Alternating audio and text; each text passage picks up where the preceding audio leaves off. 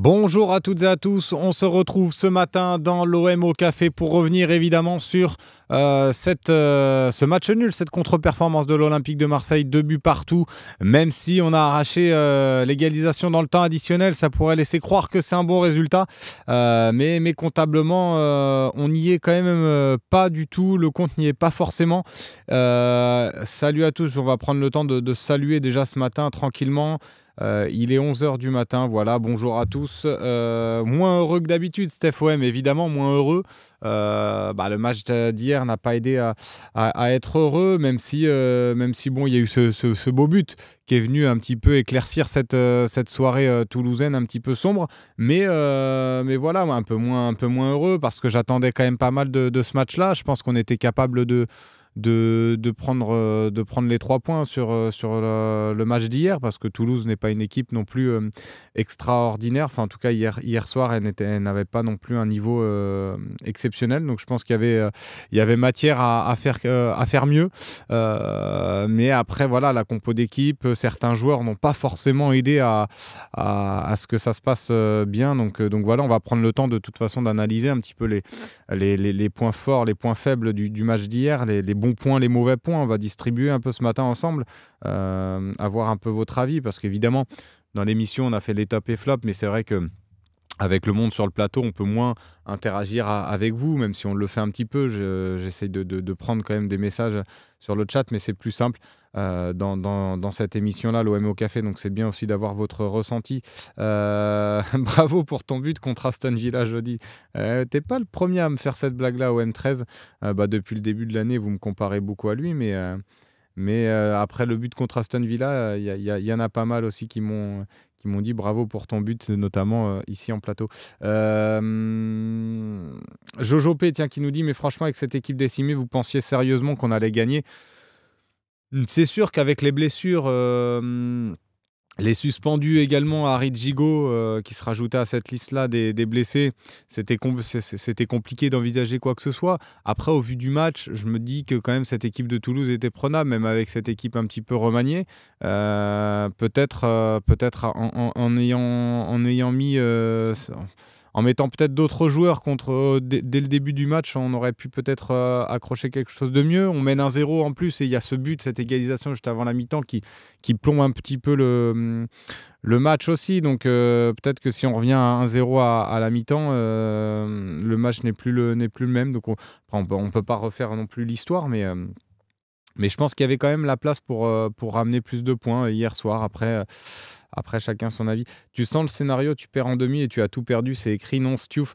C'est vrai que moi, j'ai peur de ça, honnêtement, quand beaucoup disent il faut tout jouer sur l'Europa League. Moi, je pense que tu vois, des matchs comme hier, ils étaient quand même cruciaux. Ils étaient importants dans la course à ces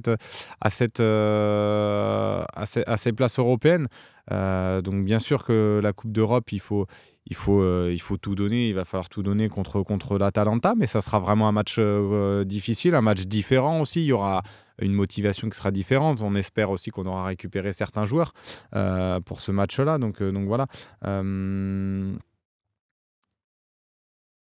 Voilà, Thomatis, tiens, qui dit bonjour les gars, je suis comme Verretou, je suis amer du résultat d'hier. C'est vrai qu'il n'a pas hésité à critiquer un petit peu ses joueurs. Lui, il n'a pas voulu chercher d'excuses après la rencontre là, au micro de Prime Vidéo. On a fait un sujet ce matin dessus, justement, sur le Phocéen. Vous pouvez retrouver la réaction de Jordan Verretou, qui n'a pas hésité aussi à dire qu'il n'y avait pas forcément d'excuses liées à la fatigue, que malgré tout, il y avait des équipes qui jouaient tous les 3 jours et qui étaient capables de bien le faire. Là, on l'a vu, l'Atalanta, d'ailleurs, on va pouvoir en parler, mais l'Atalanta qui s'était imposé 2-1 à Monza, qui a quand même fait pas mal tourner son effectif, mais qui a réussi à gagner ce match-là. Alors, ils ont une profondeur de banc peut-être autre que nous, ils sont moins décimés par les blessures et les suspensions et les suspendus, mais quand même.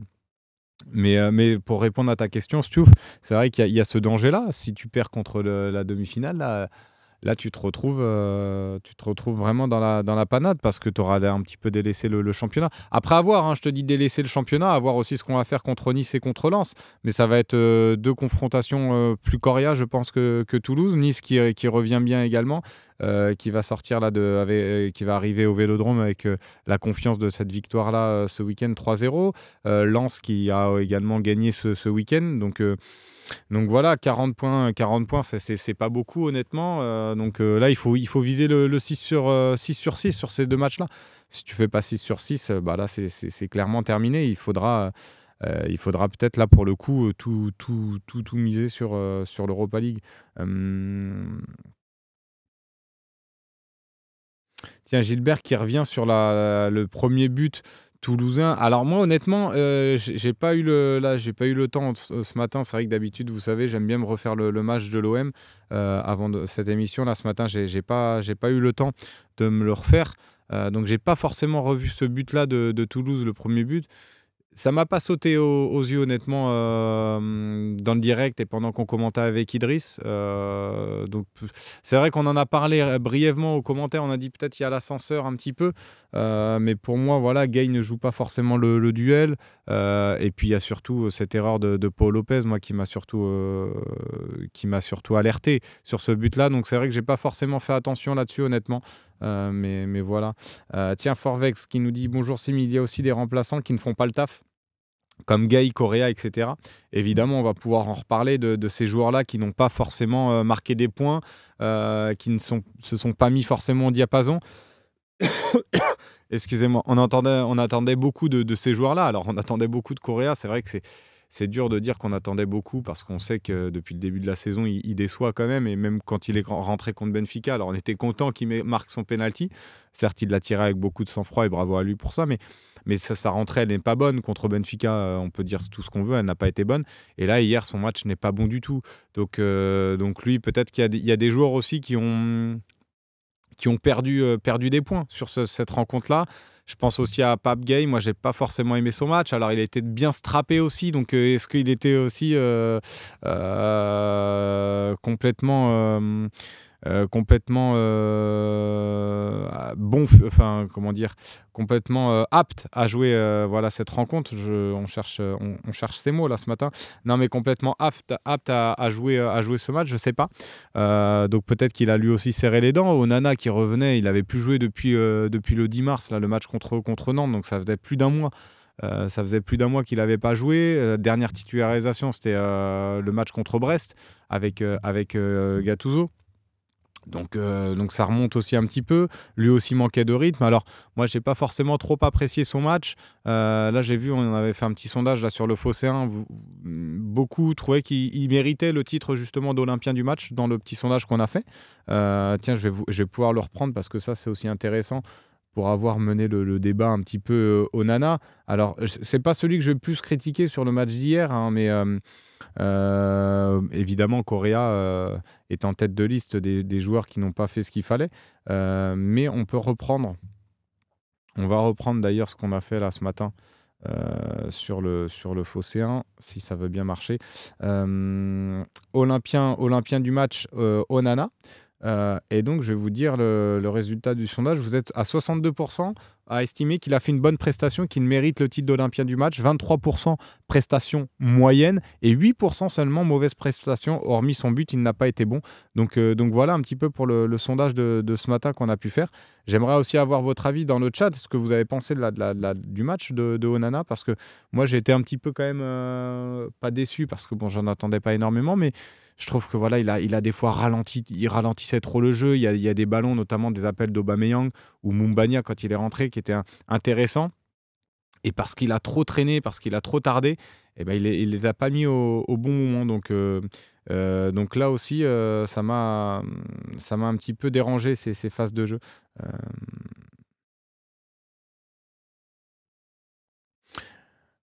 Après, voilà, on peut reparler également, on peut reparler de NDI. Les entrées d'NDI, Daou et Abdallah ont été décevantes. Charlie Goya, difficile d'être exigeant avec les deux derniers, mais NDI, c'est contre-perf sur contre-perf.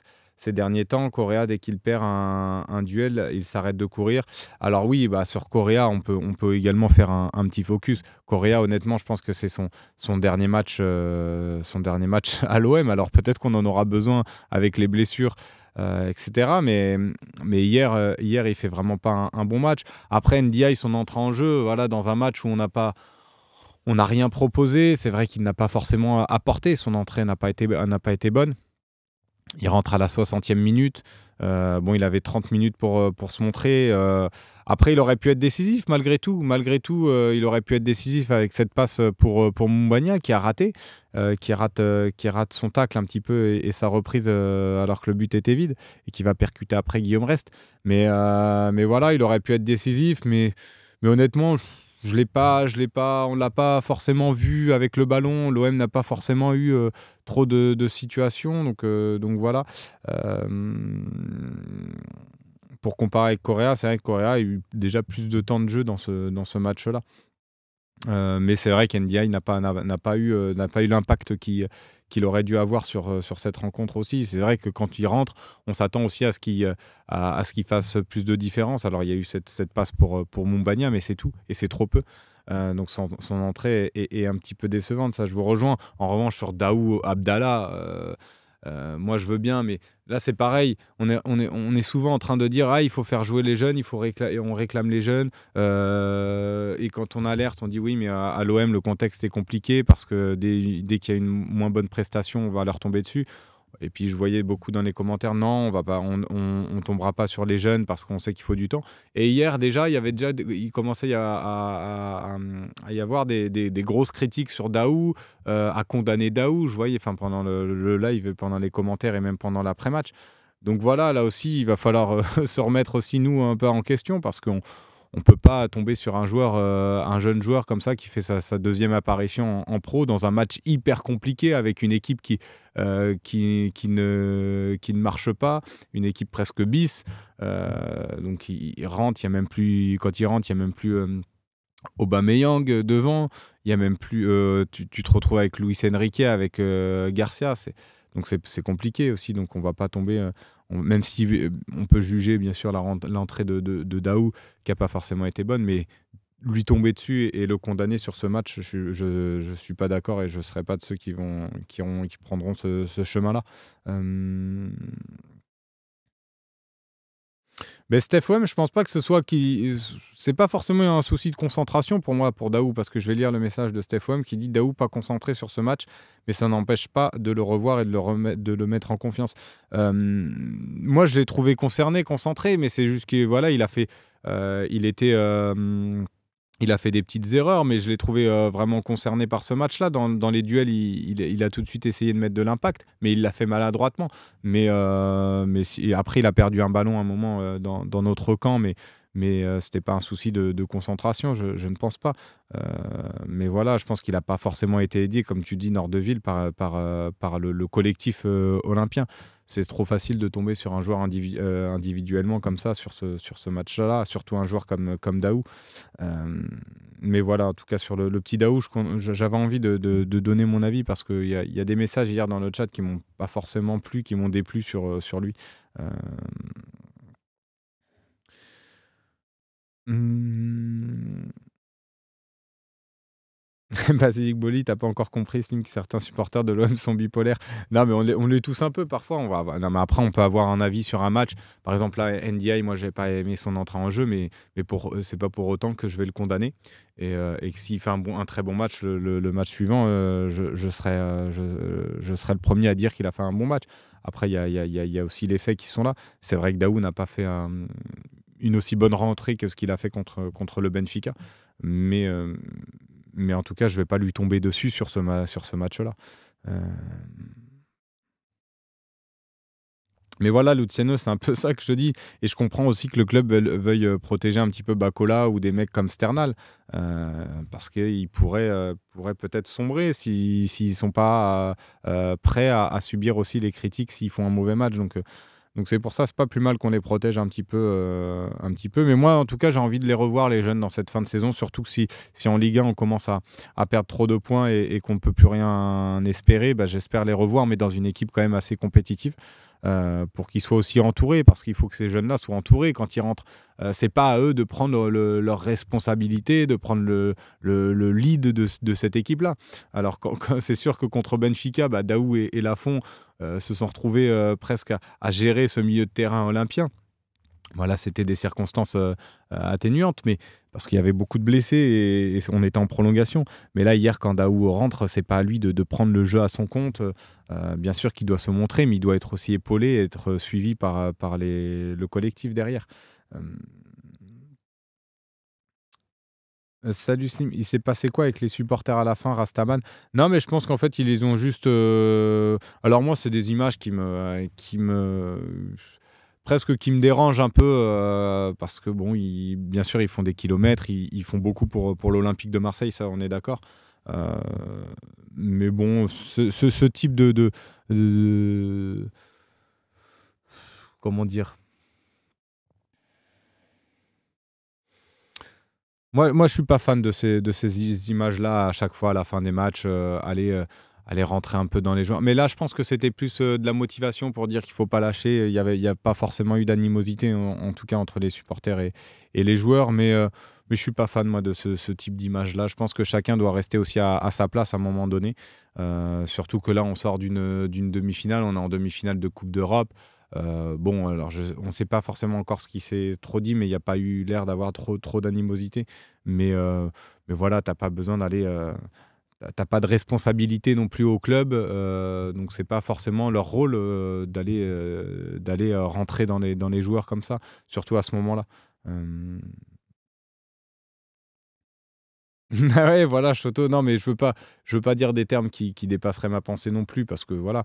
Mais je pense que voilà, chacun doit rester à sa place dans ces moments-là, surtout quand on vient de connaître un moment un petit peu heureux en Europa League, même si le match de Toulouse a pas été à la hauteur de ce qu'on pouvait attendre. Mais voilà. Je pense que chacun doit rester un petit peu à sa place. Je sais pas ce que vous en pensez, vous, hein, dans le chat. On va prendre quelques messages là-dessus. Euh, Moi, j'aime pas ça à chaque fois, nous dit Alpha Blue Light. Euh, Moi, je dis heureusement que beaucoup de supporters n'étaient pas là à mon époque. Sinon, les Papins Enco seraient sur la croix. C'est vrai que Papin aurait pu subir les foudres à l'époque sur ses premiers matchs. Cette manière de faire, j'aime pas non plus pour Isley Duckling. Euh, donc voilà, ouais, vous êtes à peu près raccord avec moi, donc ça c'est sympa aussi déjà, c'est pas mal. C'est qu'on est tous d'accord là-dessus. Mais voilà, on va rebasculer un petit peu sur le côté sportif. On est en train de distribuer un petit peu les bons points. Je vous avais demandé un petit peu le match de Nana parce que je vous ai dit le pourcentage. Beaucoup ont trouvé qu'il avait fait un match intéressant. Olympien du match pour l'OM en partenariat avec Paris Sport. Moi, je trouvais ça un petit peu exagéré, honnêtement. Même si voilà, il marque le premier but, certes, mais je trouve qu'à part ça, il n'a pas eu forcément d'impact et d'apport sur cette rencontre-là. Donc je trouvais ça un petit peu exagéré de le mettre homme du match. Mais moi, personnellement, j'ai pas été trop fan de son match. Comme j'ai dit, j'ai trouvé qu'il a un peu trop ralenti le jeu parfois à mon goût. Mais c'est un peu le cas aussi de Pape Gueye, hein, au milieu de terrain. Quand il joue, je trouve qu'il apporte pas grand-chose. Honnêtement, alors bien sûr, on leur demande beaucoup de mettre de l'impact, mais même dans ce rôle-là, je les trouve pas forcément bons. Et hier, Gay, par exemple, m'a déçu. Bon, Correa, moi, en tout cas, dans mes déceptions, c'était vraiment Gay, surtout Gay Correa, l'entrée de NDI qui m'a déplu aussi. Mais NDI, ça fait un moment, même si, vous le savez, depuis un petit moment, moi, je crois encore en lui, mais ces matchs, au fur et à mesure, me déçoivent quand même beaucoup. Même si je continue à croire encore en lui. Euh, ouais, Loulou Duvin, Gay, il y est plus. En plus, il s'en va à la fin. Ouais, très lent, Gay. Mais au-delà de la lenteur, ouais, de lenteur peut-être dans le jeu, t'entends Moineau. C'est vrai qu'il est lent dans le jeu, mais vraiment, je trouve qu'il apporte rien au milieu de terrain. il n'apporte rien. Alors, on reproche beaucoup de choses à Kondogbia parce que des fois, il en manque de rythme. Mais contre Benfica, par exemple, moi, j'ai vu Kondogbia capable de casser des lignes. Moi, j'attendrais ça aussi d'un Pape Gueye capable de casser des lignes. Mais il le fait jamais. Et il le fait jamais. Donc, et même que ce soit à casser des lignes balle au pied, mais même par la passe. Et je trouve pourtant, il a un jeu long assez intéressant, mais je trouve que c'est vraiment décevant la prestation. T'as pas été déçu par Garcia aussi? Franchement, c'est bien trop limite, Garcia, pour ce qu'il doit faire. Soglo ne fait pas pire qu'aucun de sort. Malheureusement, Soglo est blessé aussi. Il a une entorse à la cheville, touché à la cheville, donc c'est pour ça qu'il n'était pas dans la rencontre. Donc, il aurait pu peut-être débuter si jamais il avait été apte. Mais là, il n'était pas dispo. Moi, Garcia, je le dis depuis le début, je trouve pas que ce soit un très bon joueur. Enfin, depuis le début, depuis les premiers pas où on l'a vu évoluer à l'OM parce qu'on ne le connaissait pas avant. Il est toujours... Déjà, moi, ça c'est un problème. Et on en avait parlé, on était d'accord avec Idriss. Il est toujours mal orienté quand il reçoit le ballon. Toujours mal orienté, donc ses contrôles sont toujours vers l'arrière, donc il va jamais apporter quelque chose, un plus sur son couloir. Surtout là, alors le débat c'était de savoir si on jouait dans une défense à 3 ou à 4, mais il avait l'air d'être assez offensif et il n'apporte pas grand-chose. Techniquement, c'est aussi compliqué. Alors défensivement, j'ai pas forcément détesté son match. Je trouve qu'il a gagné quand même quelques duels. Il a jamais été trop mis en difficulté. Mais des fois, il s'oublie, il y a des retours qu'il ne fait pas et ça laisse des espaces derrière. Donc défensivement aussi, ça faut prendre en compte. Au-delà des duels remportés, il faut voir aussi si ton latéral ne laisse pas trop d'espace dans son dos et fait les efforts nécessaires. Hier, il les a pas fait, donc pour moi, c'est un mauvais match d'Ulysse Garcia. Et à terme, c'est vrai que c'est pas un joueur sur lequel j'aimerais m'appuyer. En tout cas, moi, je lui vois pas de grosses qualités dans ce couloir droit. Ton chouchou Merlin nous a pas montré mieux. Non, mais c'est pas forcément mon chouchou. Quant à Merlin, moi, je pense que c'est un joueur qui a des qualités. Moi, je trouve qu'il a quand même il a montré plus de choses quant à Merlin. Alors, même si c'est lui aussi, je suis assez d'accord pour dire que c'est décevant pour l'instant, c'est son début d'aventure à l'OM, mais je trouve qu'il a quand même montré plus de choses, rien que techniquement, qu'Ulysse Garcia dans le jeu. Donc voilà, même si aussi défensivement, il a beaucoup de progrès à faire, mais honnêtement, je suis plus serein quand j'ai Merlin à gauche qu'Ulysse Garcia. Et si on veut aller plus loin, même je trouve que Soglo apporte plus qu'Ulysse Garcia. Et pourtant, je suis pas un grand fan de Soglo non plus.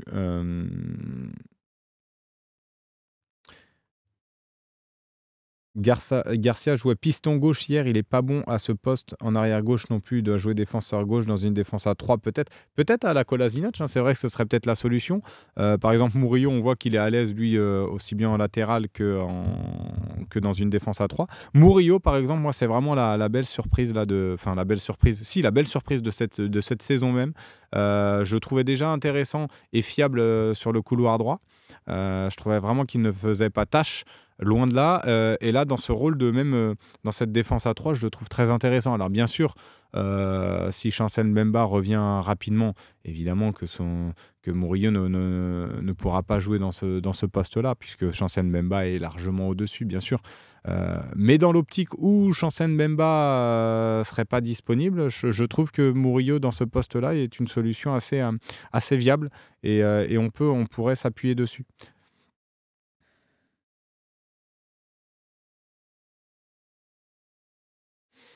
Slim Zero qui nous dit Merlin pas très bon défensivement, pas très bon techniquement, pas ses centres limités, pas décisif, plus Onana, plus Garcia, peur du prochain mercato de Benatia. Ouais, moi franchement, je suis pas d'accord avec toi. Sur le côté défensif, bien sûr qu'il a des progrès à faire. Pas bon techniquement, je suis pas d'accord. C'est un bon joueur techniquement. Alors pour l'instant, je vous l'ai dit, c'est pas forcément une réussite le début de son aventure à l'OM. Mais je lui vois, moi, des qualités techniques, honnêtement. Tiens, Steph, tu me lançais sur la prestation de Murillo. Moi, j'ai bien aimé sa prestation. Murillo, derrière, très serein. Je trouve qu'il ne panique pas. Dans la relance, il est bon. C'est ça aussi que j'attends d'un défenseur. Bien sûr, dans les duels, qu'il soit costaud, qu'il ne se fasse pas prendre, qu'il soit bon aussi bon aussi dans ces duels-là défensifs. Il se fait rarement éliminer. Je trouve très bon, très fort sur ses appuis. Et puis, dans la relance aussi, justement, je le disais, j'attends aussi de ça d'un défenseur central. Dans la relance, je le trouve plutôt serein, même des fois dans la surface de réparation, il n'a pas paniqué. Euh, donc voilà, je comprends pas pourquoi Murillo est sorti, nous dit Alpha Blue Light. Je pense qu'il est sorti parce qu'il a pas encore 90 minutes dans les jambes. Honnêtement, il avait joué énormément contre Benfica, plus que ce qu'il ne devait. Il devait jouer seulement 30 minutes. Il était prévu pour jouer 30 minutes, il a fait bien plus. Là encore, il a commencé titulaire, mais c'est bien, ça va lui donner du rythme parce que je sens qu'on va en avoir besoin de lui dans cette fin de saison. Donc j'espère vraiment qu'on l'aura jusqu'à la fin. Mais en tout cas, c'est un joueur très fiable et je suis content. C'est la belle surprise de cette saison, honnêtement. Euh,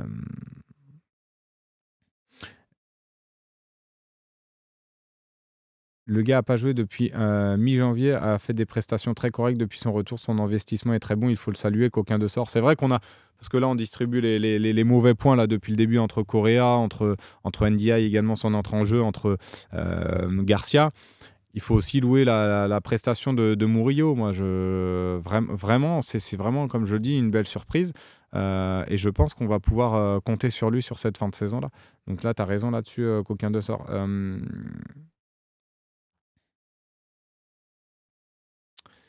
Tac, tac, tac. Pour Nice, on récupère qui? On a l'espoir de récupérer peut-être Klose et Sarr. Est-ce qu'il faut faire le forcing avec eux? Je suis pas sûr. Ils étaient, de toute façon, Jean-Louis Gasset nous l'a dit. Ce sera soit pour le match de Nice, soit pour le match de Lens. Mais ils seront au moins là sur un des deux matchs.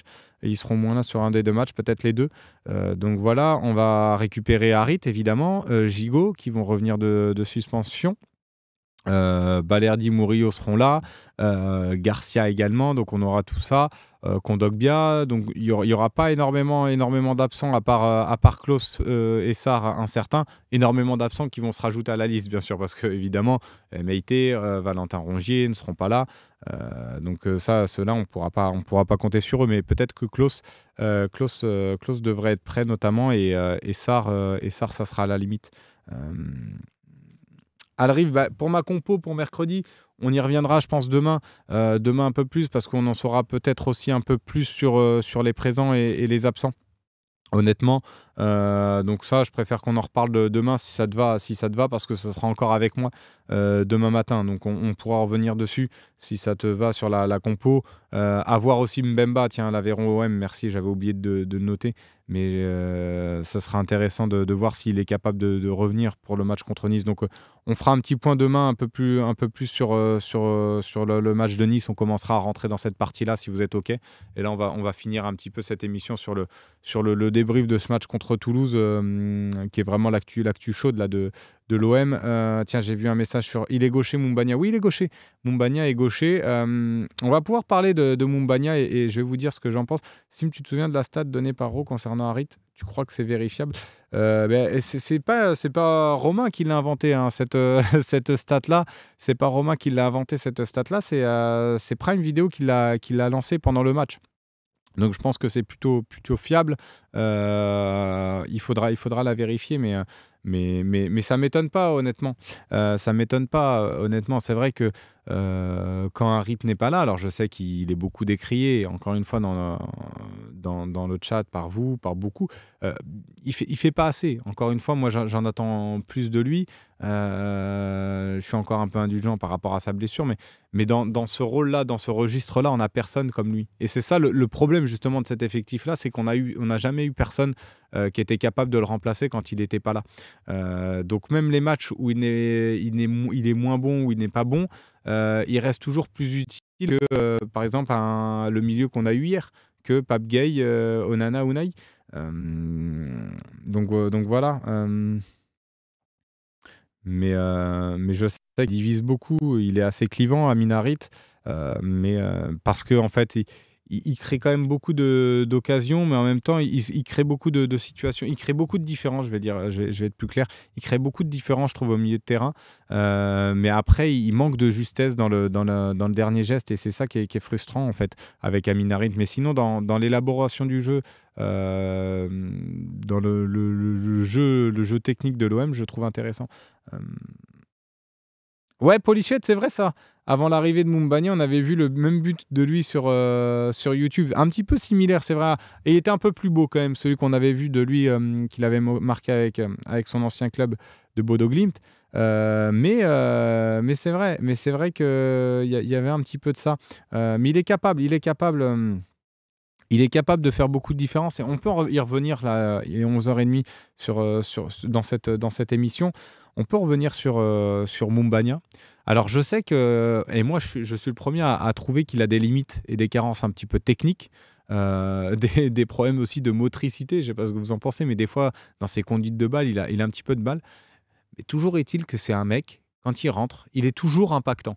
Et ça, moi, c'est ça aussi qui m'intéresse chez lui. C'est qu'il arrive à se rendre important malgré tout, même s'il il a encore il a trop de déchets. Mais encore une fois, il peut progresser là-dessus. S'il progresse vraiment techniquement, je pense que ça peut être vraiment un attaquant intéressant.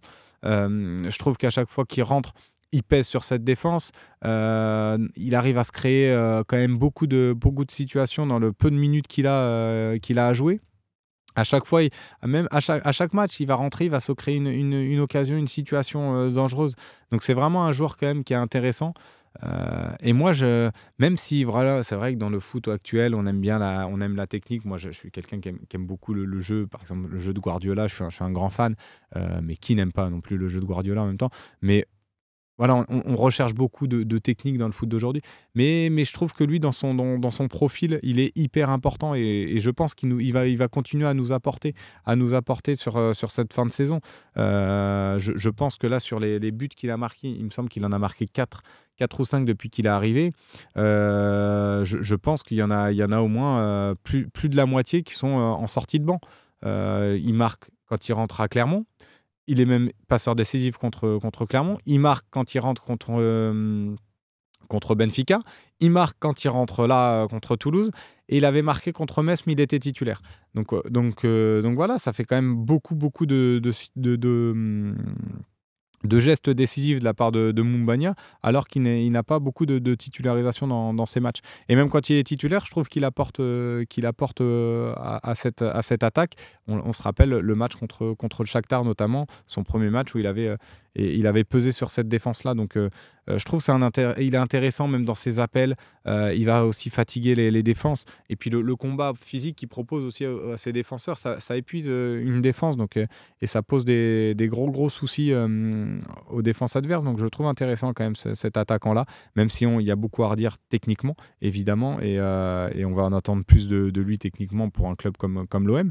Mais je le trouve honnêtement très intéressant. En tout cas, il est 100 fois plus intéressant que Vitinha. Moi, c'est mon avis là-dessus. Même si Vitinha, il avait des carences aussi, lui, techniques. Mais pour le coup, Vitinha, dans les duels, il en gagnait pas un seul. Il se faisait manger par tous ses défenseurs, alors que Mumbagna, lui, il est très costaud, très solide. Il arrive à résister. On peut s'appuyer sur lui. Quand on est en difficulté, on peut un petit peu allonger et on sait qu'il va pouvoir garder les ballons. Donc non, franchement, c'est intéressant. Tiens, JRMTRZ, merci. Vous voyez, c'est intéressant. C'est pour ça qu'on aime bien avoir cette émission. J'aime bien l'OM au café parce que c'est connecté et puis vous nous donnez des stats intéressantes. Mumbagna est décisif toutes les 86 minutes, donc c'est quand même une belle stat là pour l'attaquant camerounais. Et l'avantage de Mumbagna, c'est qu'il en veut. Je pense que Vitinha en voulait aussi, mais il était vraiment trop limité dans tous les aspects du jeu. Mais Mumbagna, ouais, c'est vrai qu'il en veut aussi.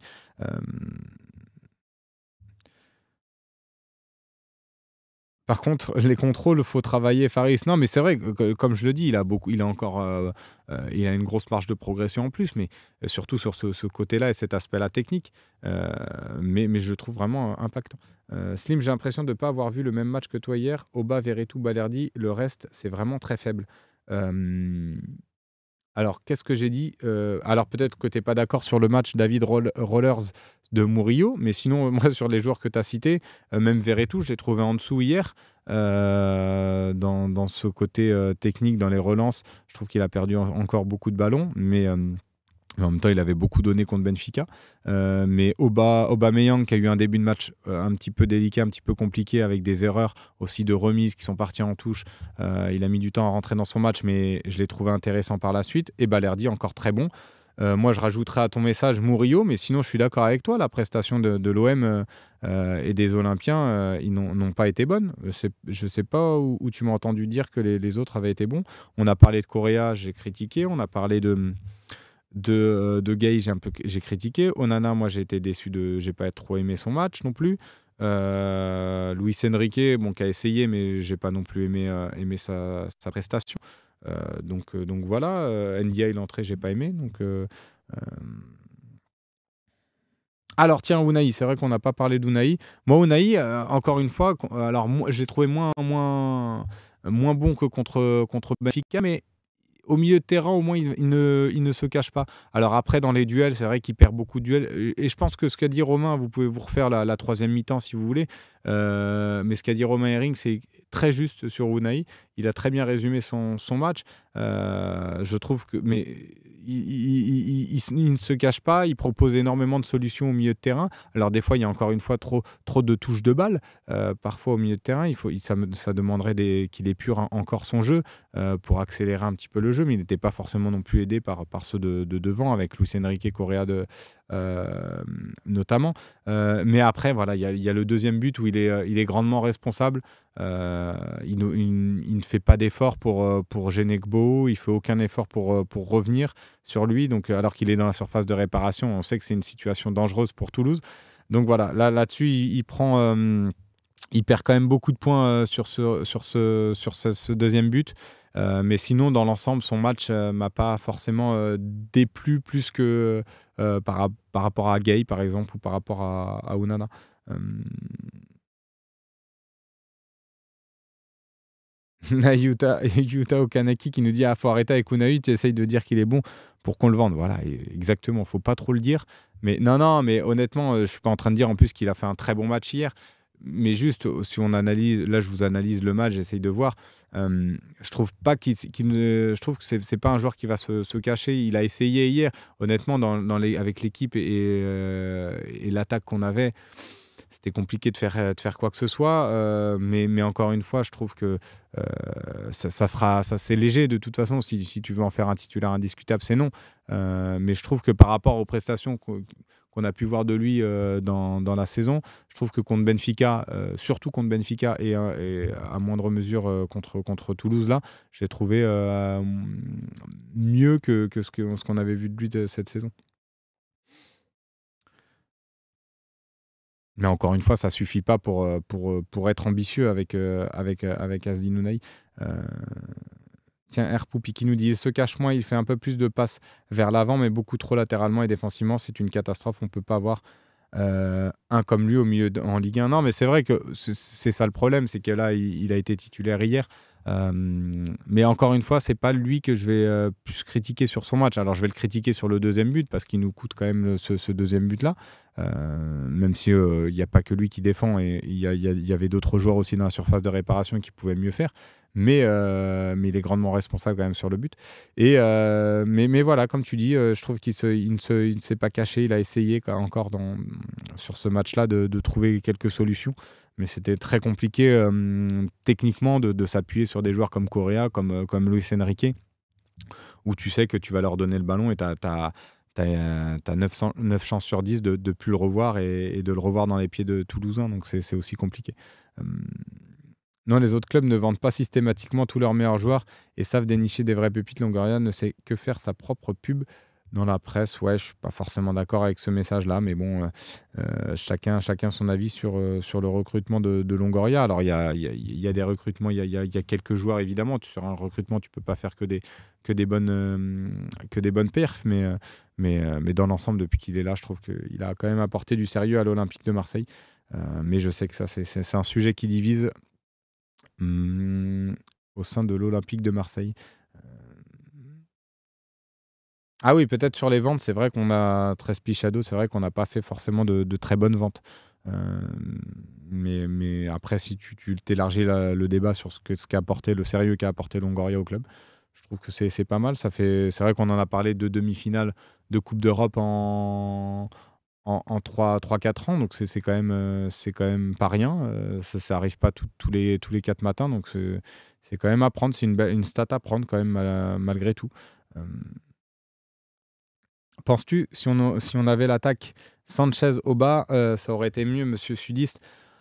C'est sûr que si tu me demandes entre Sanchez et NDI, entre Sanchez et Sarr, entre Sanchez et Correa, entre Sanchez et Luis Enrique, il y a 10 mondes d'écart. Donc évidemment, je pense que si on avait eu l'attaque Sanchez-Aubameyang, je pense que ça aurait pu bien marcher. Et ça aurait même ça aurait même peut-être aidé Aubameyang à être encore meilleur et à marquer encore plus de buts. Parce qu'encore une fois, hier dans le match, honnêtement, il est tout seul. Il est tout seul sur le front de l'attaque. Qu'est-ce qu'il peut faire, le pauvre? Alors, son début de match n'est pas bon, les 10-15 premières minutes, avec beaucoup de déchets techniques dans les remises. Mais il s'est remis dedans. Ensuite, et il a essayé, mais il était bien trop seul. Il était bien trop seul. Euh,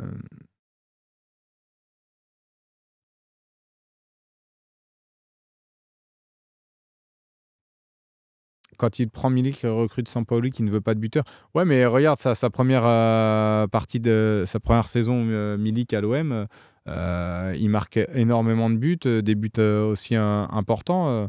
Donc ce recrutement-là, il n'a pas été forcément négatif, honnêtement. Sur Milik, Arek Milik. Après, sur la saison suivante, Sampaoli a pu mettre un peu plus ses idées en place, et c'est vrai qu'il n'avait plus forcément sa place, Milik, dans cet effectif-là, qui était peut-être une erreur aussi, mais voilà. Euh, Moi, je n'ai pas été forcément trop déçu de Milik à l'OM, honnêtement, hein. Je trouve en tout cas, à l'époque, quand on recruter Milik dans l'état dans lequel le club se trouvait, c'était franchement une vraie prouesse. Et c'était une aubaine d'avoir Milik devant. Donc non, franchement, on ne pouvait pas s'en plaindre sur l'arrivée d'Arek Milik, honnêtement. Euh,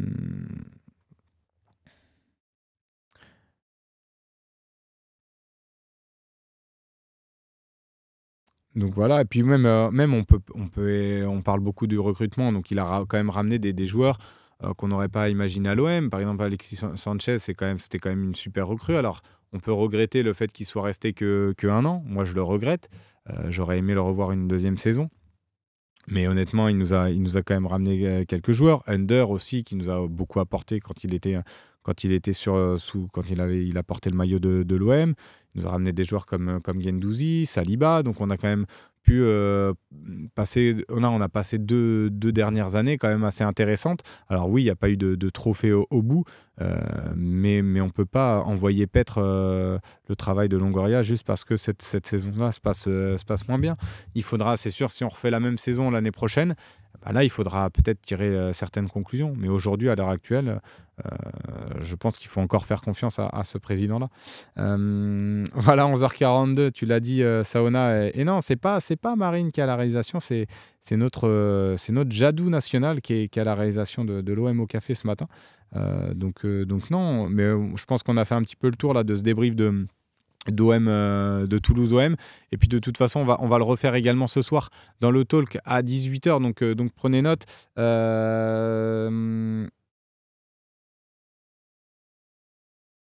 Ah, tiens, c'est intéressant, ça faudra se pencher dessus, mais je pense que non, le match sera diffusé sur M6. De toute façon, ils ont acquis, ils l'ont annoncé, l'Aveyron OM, parce qu'ils me posent la question, pour ceux qui ne lisent pas le chat, ils me posent la question, l'Aveyron OM, sur la diffusion de OM Atalanta, vu que le sponsor maillot des Italiens est interdit en France.